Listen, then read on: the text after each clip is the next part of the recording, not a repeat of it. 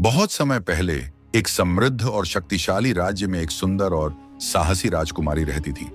उसके पास हर वह ऐश्वर्य था जिसे कोई कल्पना कर सकता था। महल के भव्य दरवाजे, सेवक सेविकाओं की भीड़ और अनगिनत खजाने थे।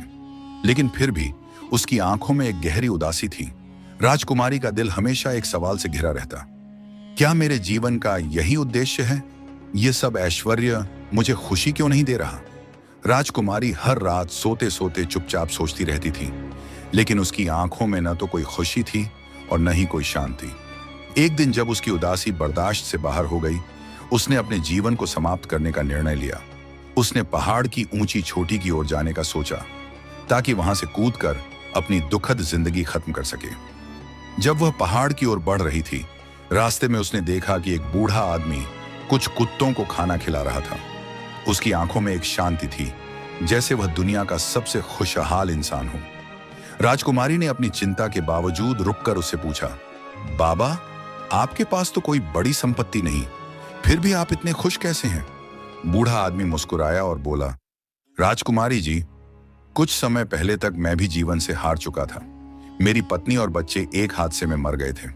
उस दुख से बाहर निकलने का रास्ता मुझे कभी नहीं मिला। एक दिन जब मैंने खुदकुशी करने का सोचा, तभी एक कुत्ते का बच्चा मेरे पास आया। मैंने उसे नजरअंदाज किया, लेकिन वह लगातार मेरे पीछे दौड़ता रहा। एक दिन मुझे उसे अंदर बुलाना पड़ा।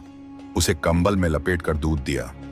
उस छोटे से कुत्ते की आंखों में जो तृप्ति देखी, उसने मुझे जीने की एक नई वजह दी।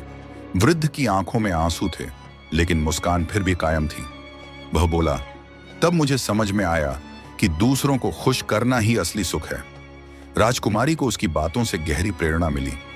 उसने सोचा, क्या मैंने कभी किसी के लिए कुछ किया है? उसकी सारी जिंदगी खुद के बारे में सोचते हुए निकल गई थी। उसने महसूस किया कि अगर वह दूसरों की मदद करती तो शायद उसकी उदासी खत्म हो सकती थी।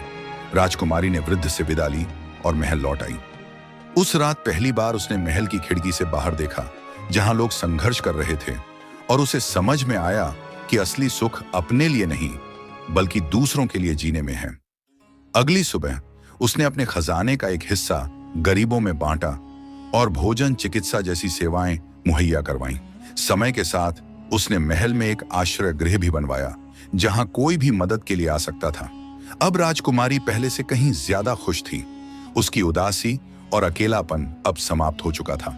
राजकुमारी ने जाना कि असली सुख अपने लिए चीजें जमा करने में नहीं, बल्कि दूसरों की मदद करने में है। जब हम अपने दुखों के बावजूद किसी और के जीवन में रोशनी लाते हैं, तभी हमें अपने जीवन का असली उद्देश्य समझ में आता है।